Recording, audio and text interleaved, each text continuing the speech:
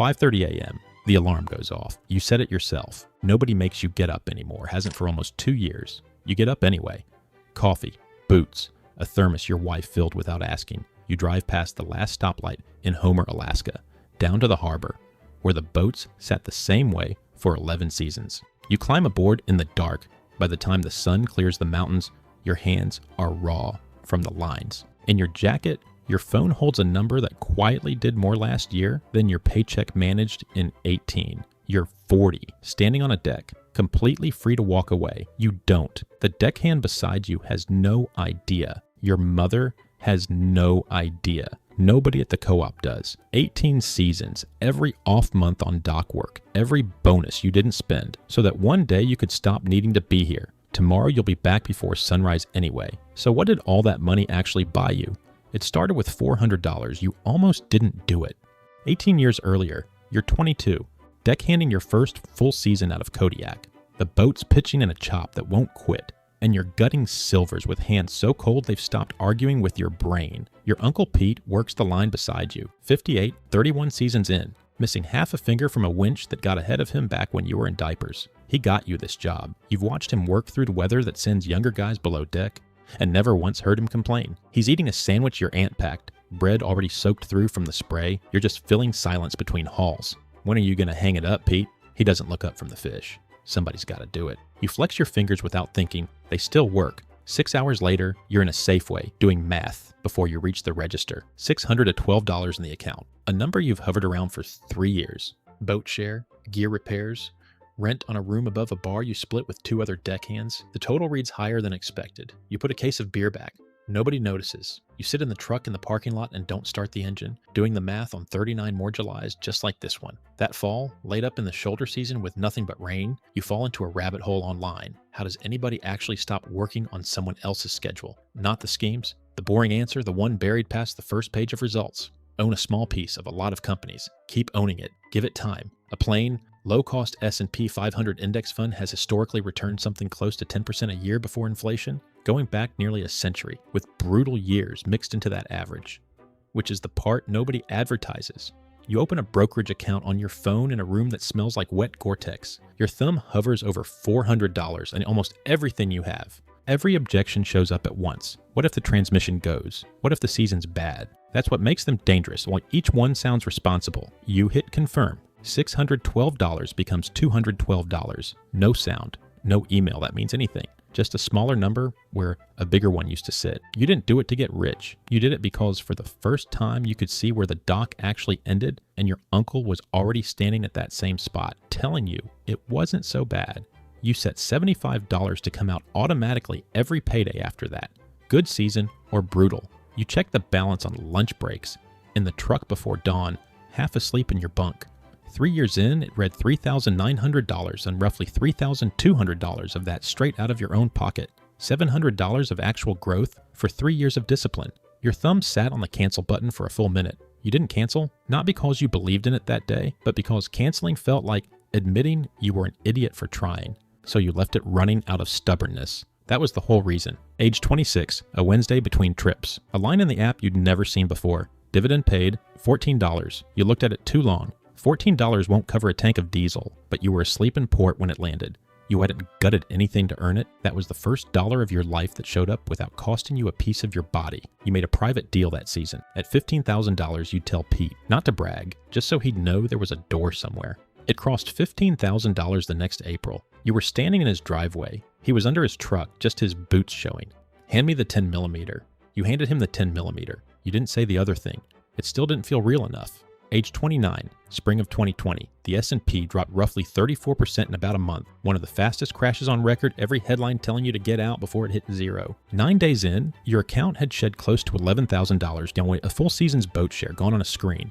You're on the dock with your thumb over the sell button. One tap and it stops. You don't tap it, not because you're brave, but because 7 years can't be for nothing. Friday, the automatic transfer runs anyway.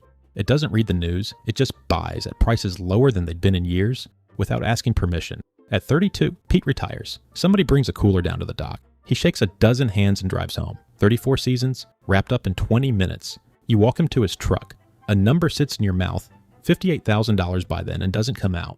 Your aunt's doing halibut Sunday. You say you'll be there. Watching his taillights leave the lot, it still feels like luck more than anything you actually built. You tell yourself, at $100,000 you'll say something. At 36, you're past $280,000 and you still haven't. Sunday, your aunt's kitchen.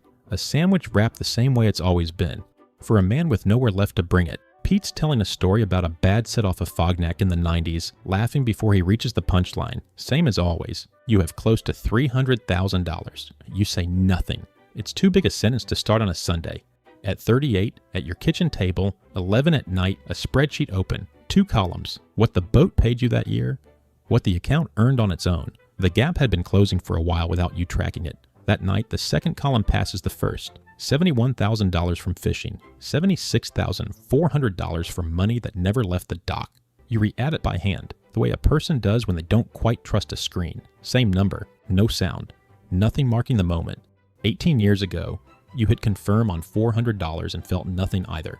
You just did it again quietly, with your wife asleep upstairs. You practice the sentence out loud in the truck the next Sunday. Pete, I need to tell you something. 20 minutes of rehearsal, and you still don't have it pulling into the driveway. He's in the garage rewiring a bilge pump that isn't even his, a neighbor's, whose boat won't start before opening day. 62 years old, doing it for free on a Sunday. Over dinner, your aunt mentions he's still driving down to the co-op most mornings. You put your fork down. What's at the co-op? She looks at you like you asked what color the sky is. 8 years retired, and he still gets up before light to sit with the old crews and drink bad coffee. Nobody pays him to be there. Nobody needs him there. He goes because it's Tuesday or because some habits outlive the reason you started them. The sentence you rehearsed on the drive over was Pete. Sitting across from him, you realize it's the wrong sentence entirely. He never wanted off. You go home. You set the alarm for 5:30. The alarm goes off the next morning and you turn it off without getting up. First time in 18 seasons you've called off. The co-op manager asks if you're sick. You say no. A pause then. All right, see you Thursday. You've been awake since 4 anyway. There's a diner on the Sterling Highway you've driven past for 18 years and never once walked into. You go in, sit alone, eggs and coffee, done in 9 minutes because that's the only speed you know. It's 7:40 and the whole day is still sitting there, unclaimed. You sit in the parking lot trying to think of one thing you actually want. You made a list once, at 22 in your head. Exactly one item, get off the boat. You never wrote a second line because you never seriously believed you'd get through the first one. That October, your aunt calls at 6:40 a.m. The furnace won't catch. 38 degrees in the house. You know that furnace. It was old when you were in high school. You're there in 15 minutes. Pete's already in the basement, 63, on the concrete with a flashlight clenched in his teeth. I can grab a part Thursday, he says, not looking up. It'll hold. A whole new furnace by Friday wouldn't touch your savings. Pete, let me just get you a new one. He sits back on his heels, takes the flashlight out of his mouth. You've got your own bills to worry about.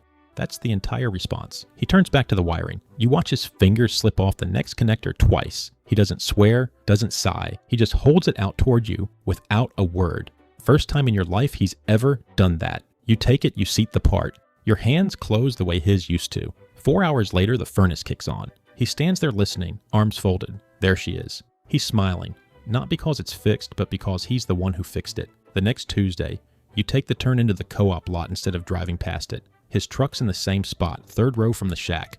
You haven't set foot in that building in over a decade. Same coffee maker, same burnt smell. 5 retired guys around a folding table with nowhere else they need to be. Pete sees you, and his whole face shifts. Look who it is, he says. To the table, not to you. Introducing you to men who've known you since you were 9. He does it anyway. You sit for half an hour. They talk about a storm that took out 3 boats off Kodiak in 1994. Somebody's hip replacement. Nobody asks you a single question about yourself, and it's the best 30 minutes you've had all year. Refilling your cup, an old-timer named Warwick walks over, hands as gnarled as Pete's, and tells you quietly that you were the best deckhand Pete ever trained. Says it about once a month, apparently, every time he sees you. Then he goes back to the table. Pete has never once said that to your face directly, not in 18 years. Out in the parking lot, he's got his keys in hand. Pete, yeah. 18 years hunting for this sentence, and it still comes out sideways. I've got some money put away. He waits. About $940,000. Started when I was 22, little bit at a time. He looks back at the shack, then at you. You all right? That's his first question. Not how much, not how. Yeah, I'm good. He nods, shifts his keys to the other hand. What are you going to do with it? You don't have an answer. 18 years? And the only question that ever mattered is the one you never asked yourself. I don't know yet.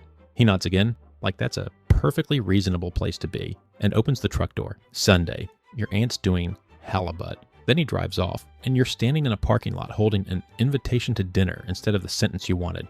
Sunday at the table, you ask about the storm off Kodiak again. He tells the whole thing for 15 minutes, laughing before he reaches the ending, same as he always does. You already know how it ends. You laugh anyway. Monday, 5:30, the alarm goes off. You turn it off before it wakes the house. There's wax paper folded in a kitchen drawer you don't remember buying. You make a sandwich, cut it in half, wrap it the way your aunt always has. Down at the harbor, the sky's still black. You climb aboard. By afternoon, you're sitting on an overturned bucket waiting on a hydraulic line to stop leaking. The new deckhand is 8 feet away, 22 years old. When are you going to hang it up? He asks it the way you once did, filling silence, not expecting a real answer. You don't look up from the fish. Somebody's got to do it. He flexes his own fingers, checking that they still close, thinking he just heard a warning. Maybe someday he'll understand it wasn't one. $940,000 bought exactly one thing. The boat was always going to be there either way. What it bought was the difference between needing to climb aboard and choosing to. Pete had already worked that out decades before you did. It just took you 18 years and a furnace with a bad igniter to catch up to what he already knew. You finish your sandwich. You fold the wax paper and slide it into your jacket pocket. There's another haul waiting. Same as tomorrow. Same as most days from here. Except now every single one of them is a choice instead of a sentence.